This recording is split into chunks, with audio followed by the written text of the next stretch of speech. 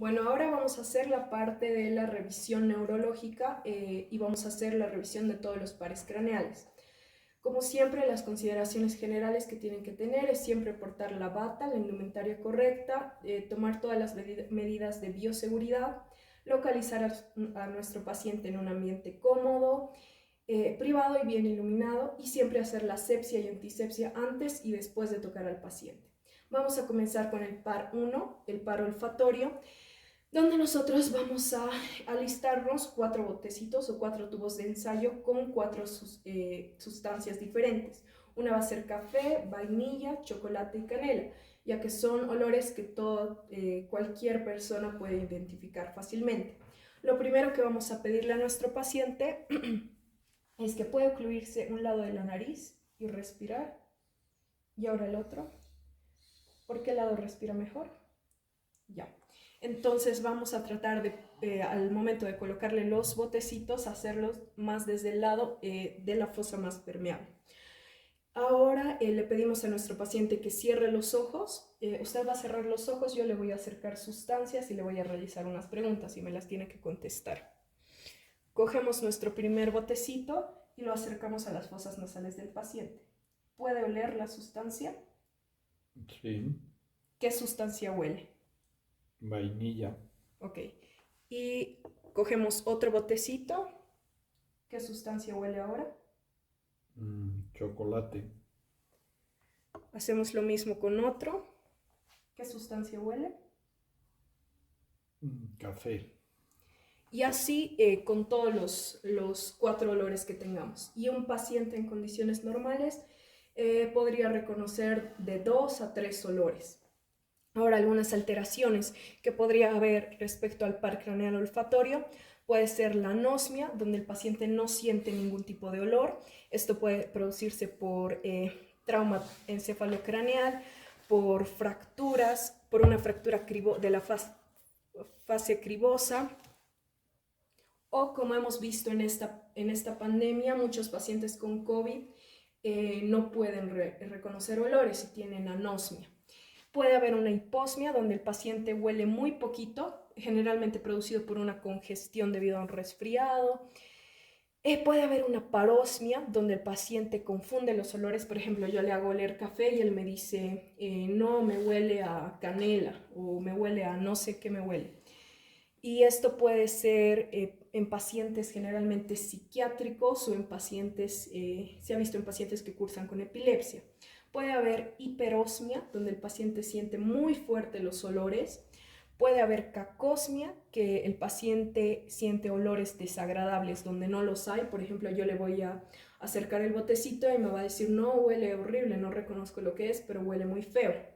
Y eso generalmente es en pacientes psiquiátricos o en pacientes que cursan con procesos de sinusitis, donde por la misma infección de la sinusitis, eso les produce un olor, un olor desagradable constantemente.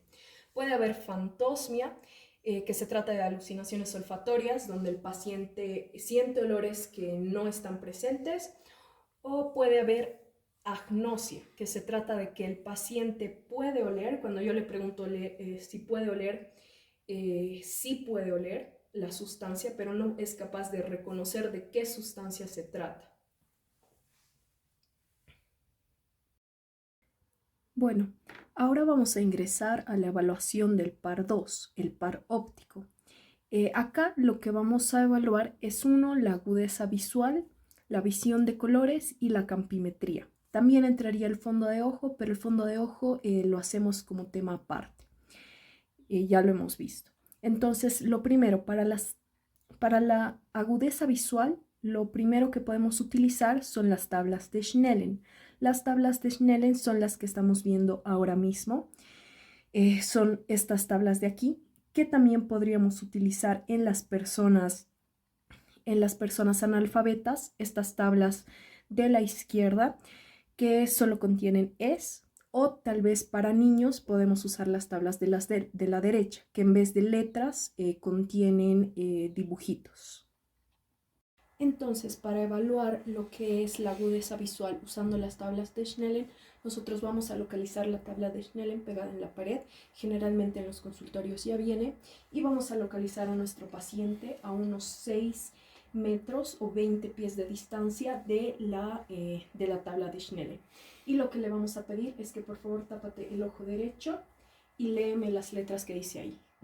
E, F, P, T, U, Z, L, P, S, F, D, E, D, F, C, Z, P. Ahora con el otro ojo, por favor. E, F, P, T, U, Z, L, P, S, F, D, E, D, F, C, Z y P.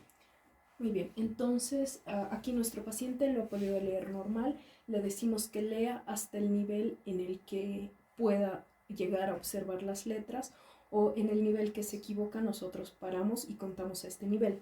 Y lo normal en un paciente es que lea a una distancia 20 de 20. Y aquí podríamos ver algunas alteraciones como son la miopía, que es la pérdida de la agudeza visual en la visión de lejos, o la hipermetropía, que es cuando nuestro paciente puede leer mucho más allá del nivel 20 de 20 de las tablas de Snellen. También podríamos ver la ambliopía, que se trata de la disminución de la agudeza visual.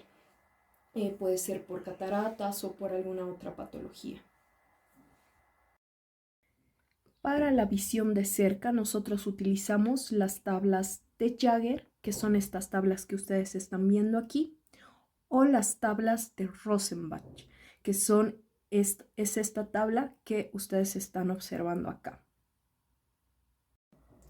Entonces, para usar las tablas de Jagger o las tablas de Rosenbach, lo que yo voy a hacer es localizar a mi paciente sentado y le voy a dar las tablas, ya sea la de Jagger o la de Rosenbach.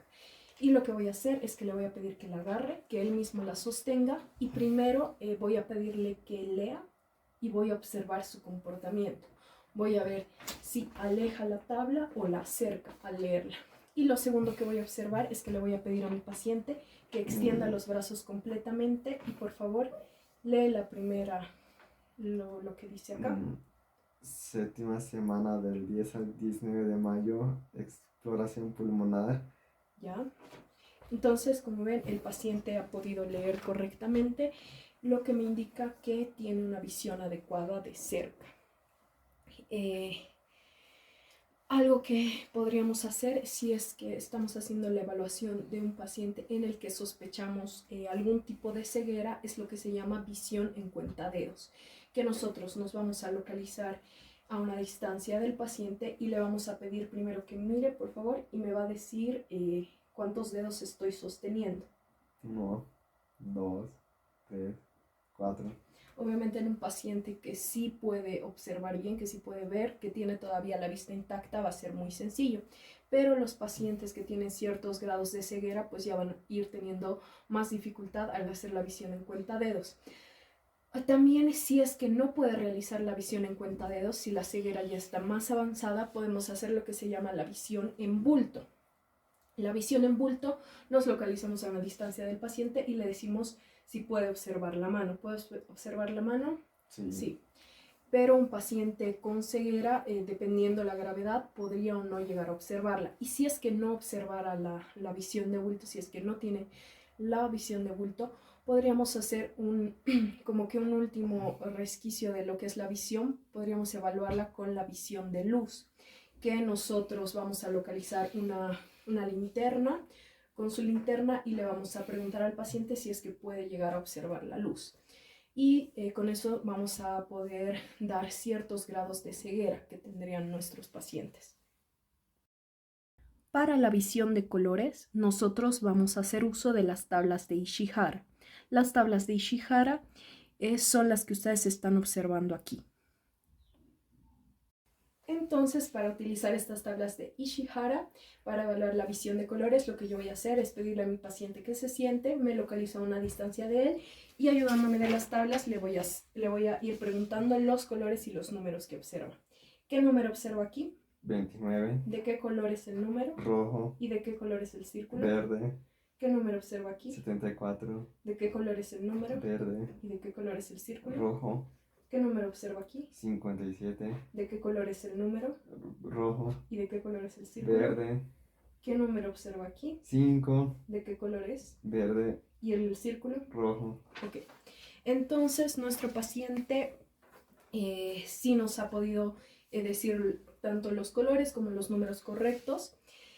Si es que confundiera tanto los números como los colores, por ejemplo, nos dice el color es de un color rojo y nos dice verde, o no puede ver en absoluto ningún número porque lo ve de color todo verde y me dice que no hay ningún número, podríamos estar hablando de daltonismo.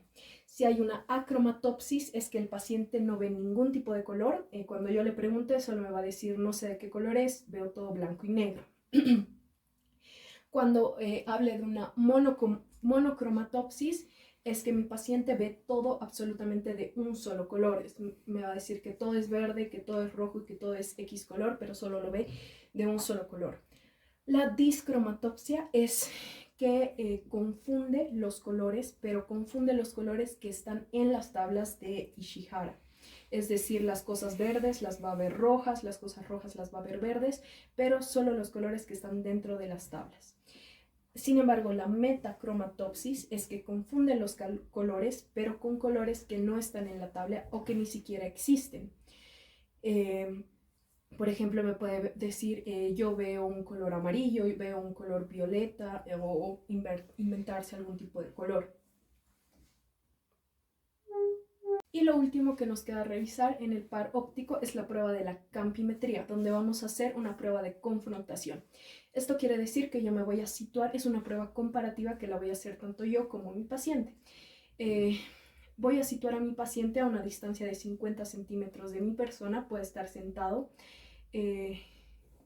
o parado, pero tiene que estar a la misma altura, los ojos a la misma altura que los míos. Entonces, por favor, párate. Por favor. Entonces lo voy a situar a una distancia de 50 centímetros de mi persona, y lo que yo voy a hacer es que voy a evaluar la visión. Con la visión periférica voy a llevar mi dedo desde un costado y desde abajo voy a ir haciendo este movimiento en círculo, trayendo desde abajo y un costado hacia arriba, frente a frente con mi paciente, y lo que yo le voy a pedir es que me diga ya, me vas a decir ya cuando puedas observar el dedo con la visión periférica mirándome a la cara. No vas a retirar la vista de mi cara. Me vas a avisar cuando puedas ver el dedo. Dices ya. Ya. Ok. Y más o menos tiene que coincidir a cuando yo también pueda verlo con la vista periférica. Entonces vamos a realizar esta maniobra desde un costado y desde abajo, y algunas alteraciones que podemos observar es primero la anopsia, donde no puede observar el dedo en ninguno de los cuadrantes. Luego podemos ver la cuadrantopsia, que no tiene visión en alguno de los cuadrantes del ojo. Podremos ver la hemianopsia, donde no ve en toda la mitad del campo de un ojo. Y esta hemianopsia puede ser homónima o heterónima, también llamada la homónima congruente y la heterónima incongruente. Entonces, la homónima es que de ambos ojos no puede ver en los campos derechos o en los campos izquierdos. Y la heterónima o la incongruente es cuando hay una pérdida de la visión en los cuadrantes, en toda la mitad de un ojo, pero en un ojo en la mitad derecha y en el otro ojo en la mitad izquierda. Y con bueno, todo lo que son las hemianopsias podría presentarse en patologías que son las lesiones posquiasmales, después del quiasma óptico. Y con esto acabaríamos todo lo que es la evaluación del segundo par, el par óptico. Ahora vamos a revisar los pares, el tercer par, el cuarto y el sexto, que los evaluamos en conjunto. El tercer par el oculomotor, que va a inervar el recto superior, el inferior, el interno y el oblicuo inferior. El cuarto par, que es el troclear, que va a evaluar el oblicuo superior, y el abducens, que va a evaluar el recto lateral. Entonces, para evaluar estos pares oculomotores, lo que hacemos es ayudarnos de algún objeto y le vamos a pedir a nuestro paciente que mantenga quieta la cabeza, no la va a mover de su sitio y solo va a seguir con los ojos el objeto que yo le estoy mostrando. Y con este objeto, o puede ser con la mano, mejor con un objeto para que le sea al paciente más fácil seguirlo, podemos hacer una forma de asterisco arriba, abajo, a la derecha y en las diagonales, o podemos hacer una H. Entonces, en este caso vamos a hacer un asterisco. Y usted solo tiene que seguir los movimientos del objeto, solo con los ojos. Arriba, abajo, lateralmente, al otro lado, en una diagonal, en la inferior, en la diagonal de arriba y en la diagonal de abajo. Y así podemos evaluar, todos estos pares de la motilidad extrínseca. Algunas alteraciones tal vez que podríamos ver es una parálisis en las oftalmoplegias. Podríamos ver algún estrabismo donde el paciente se pone visco y podríamos, cuando hablamos de oftalmoplegias, podríamos ver la presbicia y la diplopía. Podríamos identificar al hacer este par craneal. Luego tenemos la parte intrínseca del tercer, el cuarto y el sexto par craneal, donde evaluamos la parte fotomotora, la parte consensual, la parte de acomodación y convergencia y la parte corneal. La parte oculomotora ya la hemos realizado, la parte corneal la vamos a ver en la parte de los reflejos superficiales, y ahora vamos a concentrarnos en hacer la parte fotomotora, consensual y de acomodación y convergencia. La parte fotomotora, nosotros vamos a hacernos ayuda de una linterna. Nos vamos a posicionar en un costado del paciente y lo que vamos a hacer es iluminar a la parte de los ojos. Y nosotros necesitamos observar que haya una respuesta de miosis. Si es que no hay esta miosis, puede ser un criterio para muerte cerebral. La parte consensual, nosotros vamos a poner la mano en medio de la cara, cosa de que no pase la luz al otro lado, y de misma forma con la linterna vamos a iluminar, y lo que se tiene que ver es la miosis del lado contrario. Debe haber miosis en ambos ojos, aunque solo estemos iluminando uno. Y esto nos va a evaluar la integridad del quiasma óptico. Luego vamos a evaluar el reflejo de acomodación y convergencia de los globos oculares. Entonces, lo que vamos a hacer es que vamos a pedir al paciente, por favor, puede mirar este punto aquí a lo lejos y mantiene su mirada aquí. Y nosotros vamos a ayudarnos de algún hisopo o un objeto. Vamos a ponerlo en el campo de visión del paciente y le pedimos, por favor, mire fijamente al hisopo. Ya. Y ahí estamos evaluando la convergencia de los glóbulos oculares y la contracción de las pupilas. Y se supone que esta maniobra hace que aumente el diámetro anteroposterior del cristalino. Algunas alteraciones que podemos ver en la evaluación de estos pares craneales: puede haber una anisocoria, donde las pupilas no son simétricas, es decir, una se contrae diferente que la otra. Puede haber la pupila de Argyll-Robinson, que se presenta en pacientes que tienen neurosífilis, donde existe la ausencia del reflejo fotomotor, del reflejo, el primero que hemos hecho, pero sí existe la presencia del reflejo consensual. Y no, la característica de este signo es que no va a haber una reducción de la agudeza visual. porque la lesión se encuentra antes de la vía que produzca una reducción de la agudeza visual.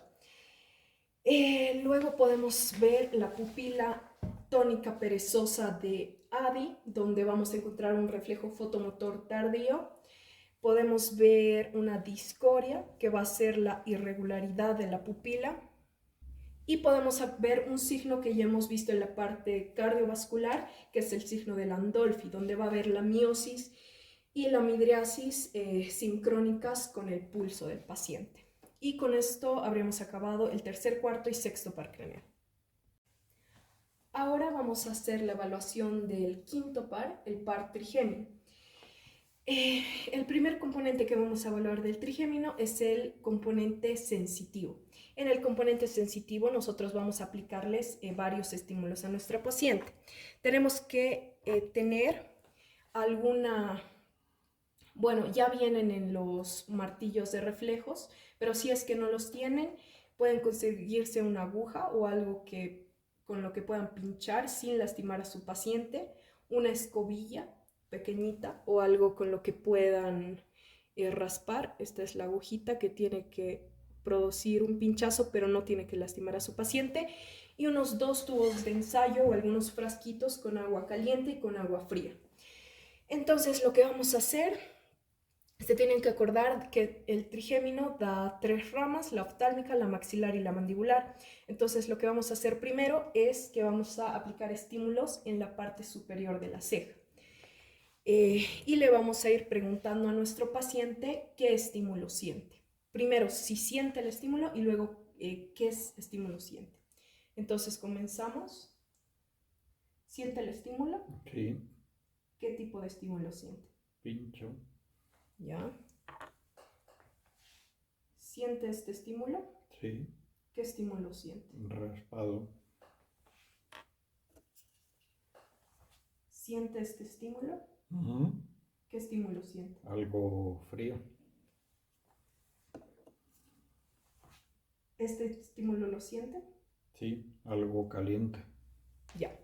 Entonces, como ven, un paciente en condiciones normales es capaz de sentir el estímulo y diferenciar entre los diferentes tipos de estímulo.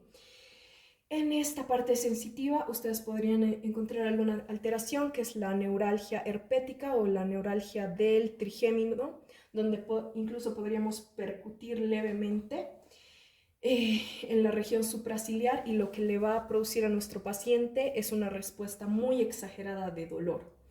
Luego vamos a evaluar la parte motora del trigémino, donde vamos a evaluar los músculos de la masticación: el macetero, el temporal, el pterigoideo, el medial y el lateral.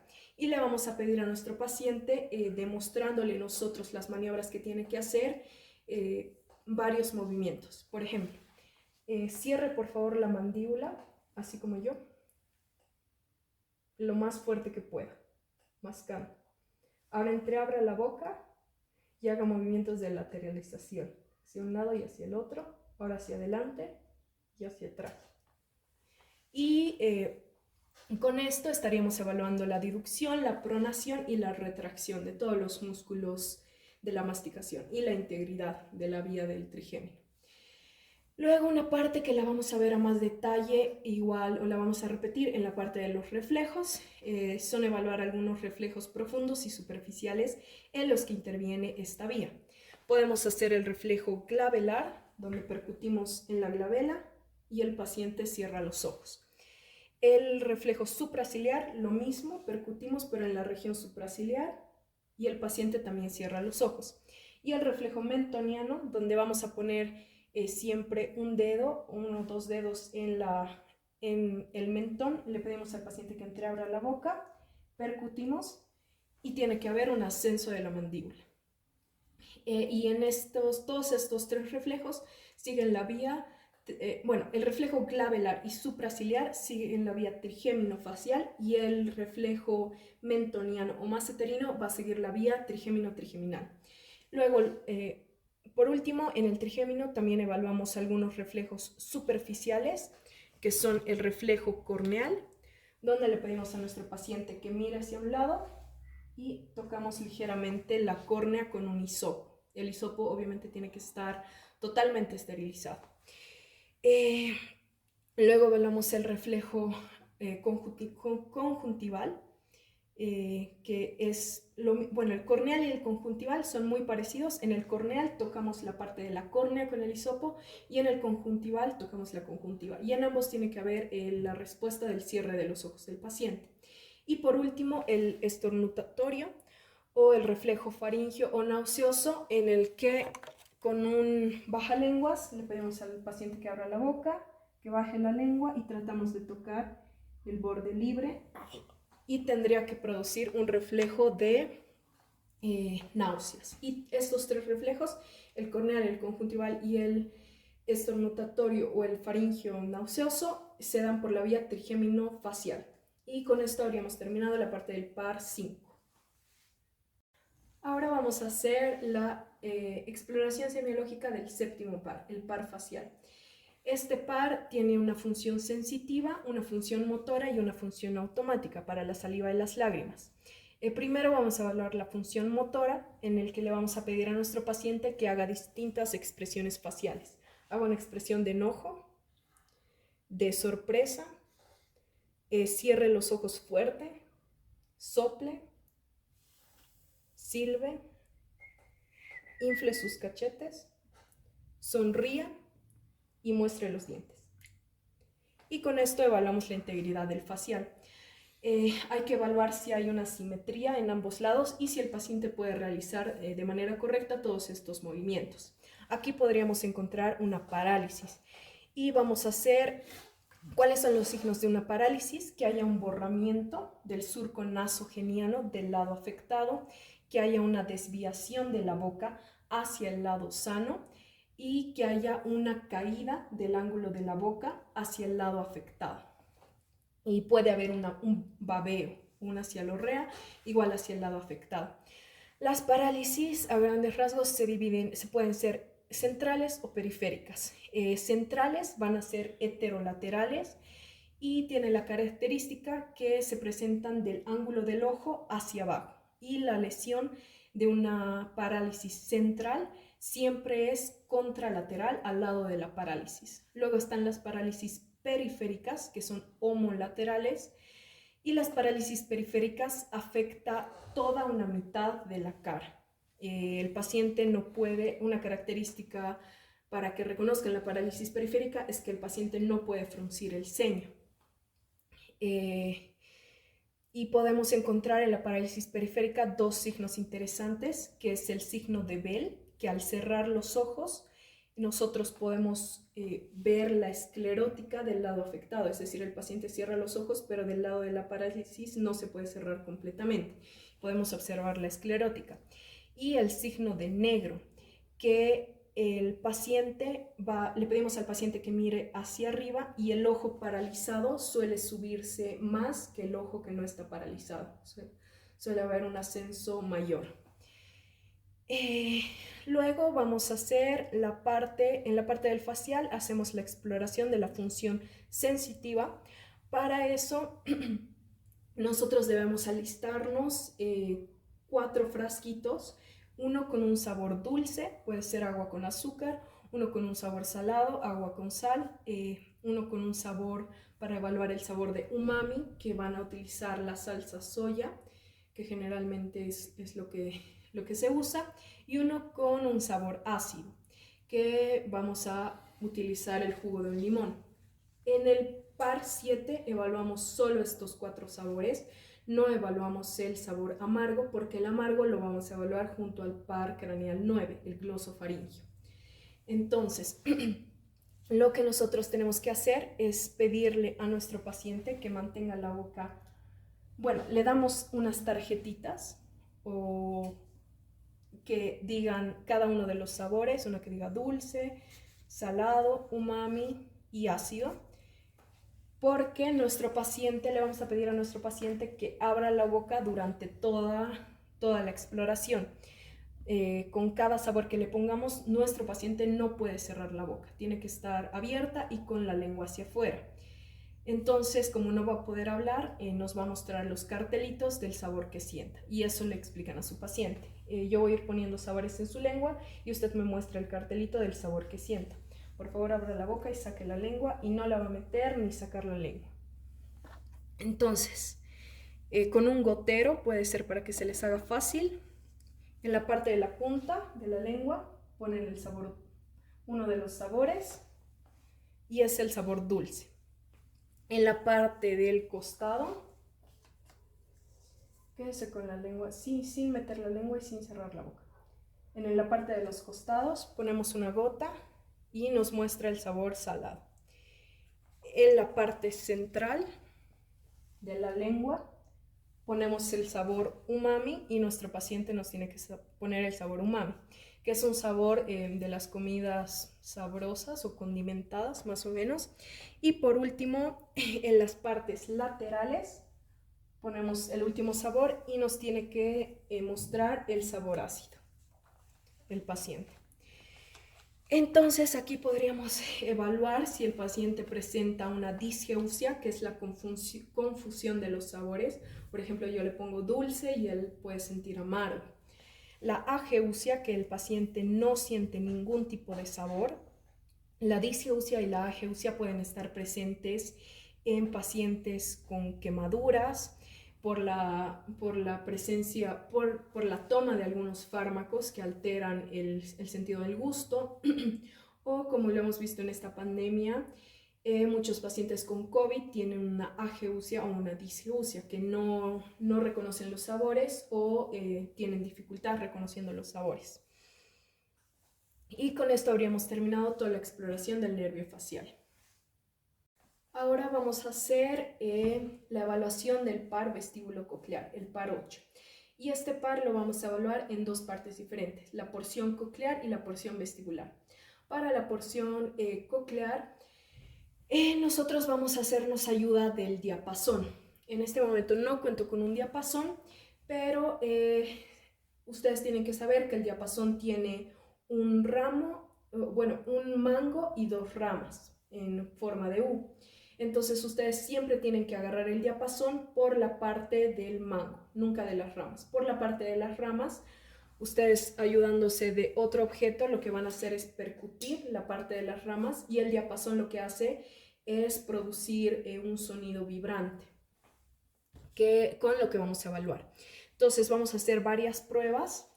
La primera, que todavía no vamos a hacer el diapasón, es la prueba del susurro, en el que nosotros nos vamos a localizar en la parte de atrás del paciente y le vamos a susurrar al oído, tanto a uno como al otro, 3 palabras, pero tienen que ser 3 palabras fáciles y sencillas.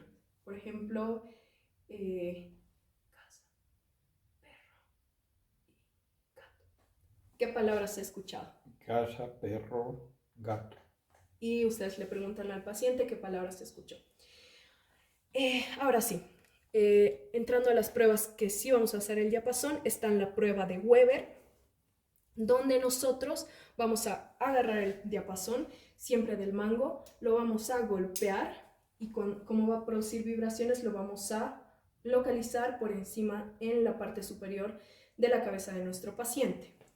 Y aquí lo que nosotros le tenemos que preguntar es si siente una vibración en los dos oídos. ¿Has sentido la vibración en ambos oídos? Ok. Entonces, con la prueba de Weber, nosotros podríamos evaluar si el paciente tiene primero algún tipo de hipoacusia, y si es que tiene algún tipo de hipoacusia, le preguntamos a nuestro paciente en qué lado siente la hipoacusia, en qué lado no puede escuchar la vibración del diapasón. Una vez que nos diga a qué lado es, nosotros podemos dividirlo en si es una hipoacusia neurosensorial o una hipoacusia de conducción. Si el diapasón, si cuando hagamos la prueba del diapasón el sonido se desvía hacia el lado sano, es decir, hacia el lado donde el paciente no siente la hipoacusia, estaríamos hablando de una hipoacusia neurosensorial. Pero si la vibración se desvía hacia el lado afectado, hacia el lado donde el paciente siente la hipoacusia, estaríamos hablando de una hipoacusia de conducción. Luego tenemos la prueba de Riné, donde nosotros lo que vamos a hacer es localizar la apófisis mastoides de nuestro paciente y primero vamos a golpear el diapasón y colocarlo rápidamente en la apófisis mastoides de nuestro paciente. Y le vamos a pedir que nos avise cuando deje de sentir la vibración. O sea, que nos diga ahora cuando deje de sentir la vibración. Y en el momento que nos diga que deja de sentir la vibración, lo vamos a localizar al lado del oído. Y vamos a esperar a que él nos informe cuando deja de oír el sonido. Entonces golpeamos el diapasón y lo localizamos en la parte de la apófisis mastoides. Ya. Y luego lo alejamos y tienen que oír el sonido y me avisa cuando deje de oír el sonido. Ahora. Ya. Entonces, lo que estamos evaluando acá es la conducción aérea del sonido y la conducción ósea. La conducción ósea la va a percibir cuando nosotros apoyemos en la apófisis mastoides y la aérea del sonido cuando nosotros alejemos el diapasón del oído del paciente. Y la conducción aérea siempre debe durar el doble de la conducción ósea en un paciente normal.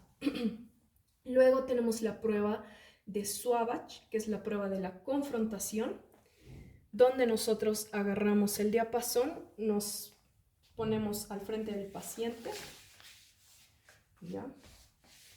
Y vamos a golpear el diapasón y vamos a localizarlo en un punto intermedio. Y le vamos a pedir a nuestro paciente que nos avise cuando deja de escuchar el sonido. Entonces golpeamos el diapasón. Ahora. Ya. Y en el momento que deja de escuchar el sonido, tiene que coincidir con el momento que yo como explorador también deje de escuchar el sonido.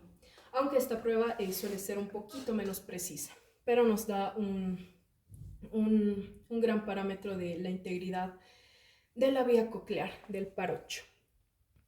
Ahora vamos a pasar a evaluar la parte vestibular, la parte del equilibrio del parocho. Y para esto vamos a hacer varias pruebas en nuestro paciente. La primera que vamos a realizar es que el paciente le vamos a pedir que ponga hacia adelante las manos y que cierre los ojos. Y lo que nosotros vamos a hacer es darle un pequeño empujoncito hacia atrás. Y nuestro paciente tiene que irse un poco hacia atrás, pero debe evitar caer. Eso nos indica que la vía vestibular está íntegra. Luego vamos a hacer la prueba de la marcha, donde le vamos a pedir a nuestro paciente aquí, que dé 6 pasos hacia adelante. Da 6 pasos hacia adelante. Y 6 pasos hacia atrás.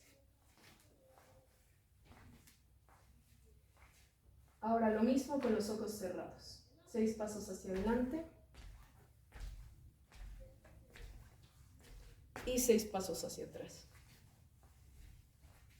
Y como ven, en un paciente normal, el paciente va a ir en línea recta. O sea, la vía vestibular va a lograr que se ubique en espacio. Acá podemos encontrar un signo, que es el signo de la estrella de Babinski, donde nuestro paciente, o el signo de la marcha de borracho, donde nuestro paciente, en vez de ir en línea recta, va a ir dibujando una estrella, o sea, se va a desviar o va a ir como eso, como una marcha de borracho.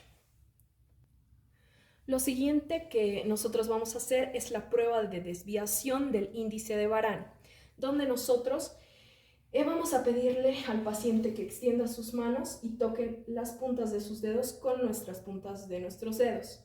Vamos a bajarlo y tenemos que subirlo y volver a tocarlos.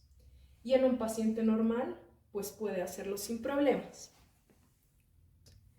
Y hacemos lo mismo con los ojos cerrados. Abajo y arriba. Ya. Y con eso igual evaluamos la integridad de la vía vestibular. Luego tenemos la prueba de la nariz, donde le pedimos a nuestro paciente que se toque la nariz la punta de la nariz con sus dedos. Así. Y ahora cerrando los ojos. Ya. Luego, otra prueba que podemos utilizar es la prueba calórica, donde esto se realiza solamente en pacientes inconscientes con una sospecha de muerte encefálica, donde nos vamos a hacer ayuda de 2 tubos de ensayo o 2 jeringas más bien, con agua caliente y con agua fría. Y lo que vamos a hacer es inyectar estas jeringas con agua caliente y con agua fría en el conducto auditivo del paciente. Y la respuesta que tenemos que tener en un paciente normal es la presencia de un nistagmus hacia el lado del agua caliente, en el que estamos inyectando agua caliente. Esta no se realiza en un paciente normal, sino se realiza en un paciente que nosotros tengamos la sospecha de una muerte encefálica. Después, y por último, la última prueba que hacemos acá es la evaluación del nistagmus. El nistagmus es la oscilación de la pupila unintencional que se da en varias patologías. Entonces, para evaluar que no exista un nistagmus, lo que nosotros hacemos es pedirle a nuestro paciente que por favor siga mi dedo índice y lo llevamos hasta el lado más contrario. Y ahí evaluamos que obviamente este paciente está en condiciones normales, entonces no tiene nistagmus. Si es que tuviera, vamos a poder ver la oscilación de la pupila. Algo interesante que hablar acá es que algunos pacientes pueden presentar algo que se llama el síndrome vestibular. El síndrome vestibular consiste en que cuando el paciente se para o camina, todo le da vueltas o le marea. Y este se da generalmente en pacientes con un estrés metabólico, con ansiedad, con la presencia de algunos tumores u otitis en la región del cerebro. Entonces, una maniobra interesante que podemos hacer si vemos que un paciente llega a nuestra consulta presentando un síndrome vestibular, es la maniobra de Hallpik. La maniobra de Hallpik, a nuestro paciente lo vamos a acostar en la camilla, vamos a hacer que extienda la cabeza, con la cabeza colgando fuera de la camilla, y lo que nosotros vamos a hacer es agarrar de ambos lados la cabeza colgante de nuestro paciente y vamos a hacer movimientos bruscos lateralizando la cabeza, o sea, hacia un lado y hacia el otro. Y luego le vamos a levantar bruscamente a nuestro paciente de la camilla, o sea, que se siente bruscamente, y rápidamente le pedimos que fije la mirada en un objeto que nosotros le vamos a mostrar. Y esta maniobra de Hallpik lo que hace es que primero va a exacerbar un poquito los signos del síndrome vestibular, pero luego los va a aliviar completamente en nuestro paciente. Y estas son todas las exploraciones que realizamos en el par vestíbulo-coclear. Ahora vamos a hacer la revisión del par 9 y el par 10, que lo hacemos en conjunto, el glosofaringio y el vago. Lo primero que vamos a hacer es evaluar la simetría del paladar, donde simplemente le vamos a pedir al paciente que abra la boca, saque la lengua y diga "ah". Y en esto vamos a evaluar primero que la úvula no esté desviada, que el paladar esté simétrico y que el "a" que nosotros le pedimos a nuestro paciente no sea de un tono bitonal, o sea, que no esté dividido.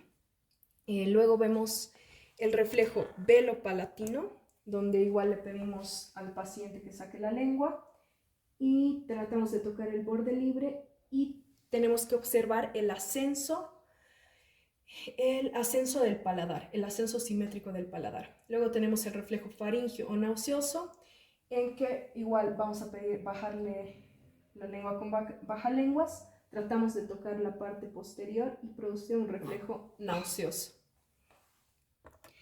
Y la última parte que nosotros evaluamos en la parte del glosofaringio y el vago es la parte del gusto del tercio posterior de la lengua, que nos da la percepción de los sabores amargos. Esto es por la vía glosofaringia. No lo hacemos en la vía del facial, lo hacemos en esta parte, pero lo hacemos con la misma maniobra. Nos preparamos acá nuestro frasquito con el sabor.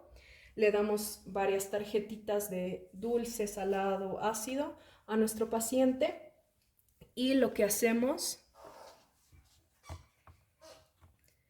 es ponerle pedirle que abra la boca. Cuando yo le ponga el sabor, usted me va a mostrar la tarjeta del sabor que está sintiendo. Y en el tercio posterior le colocamos una gotita de alguna sustancia amarga. Y el paciente nos tiene que mostrar la tarjetita del sabor amargo. O igual lo pueden hacer, bueno, generalmente cuando lo hacemos en consulta tenemos unas tarjetas con unos palitos. Igual les tiene que mostrar el sabor amargo. Alguna alteración que podríamos ver dentro de estos pares es el fenómeno de Bernet. Si cuando nosotros evaluamos la simetría del paladar y de la úvula está asimétrica, está desviada. Y podemos hablar de algún tipo de parálisis contralateral, donde la úvula se va a desviar hacia el lado contralateral del lado paralizado. Luego vamos a evaluar el par craneal 11, el accesorio, que inerva los músculos del esternocleidomastoideo y el trapecio. Y aquí le pedimos a nuestro paciente, siempre demostrándole nosotros, que haga distintos movimientos. Por favor, eleve los dos hombros. Ahora baje, eleve un hombro. Ahora el otro hombro. Mira hacia la derecha, ahora hacia la izquierda. Y hacemos lo mismo contra resistencia. Eleve los hombros. Ya, eleve solo un hombro. Eleve el otro hombro. Mire hacia la derecha y mire hacia la izquierda. Y así evaluamos la integridad de este par. Y por último está el par 12, el par hipogloso, donde vamos a evaluar los movimientos de la lengua. Y igual le vamos a pedir a nuestro paciente que realice movimientos que nosotros vamos demostrando. Puede sacar la lengua, trate de tocar su nariz, el mentón, muévala hacia un lado, hacia el otro, haga un barquito de esta forma y trate de girar la lengua. Ya, ahora puede cerrar la boca, empuje la lengua contra el costado de la mejilla y ahora empuje la lengua contra el otro costado. Y con esto terminamos la evaluación de todos los pares craneales y la evaluación semiológica de la parte nerviosa.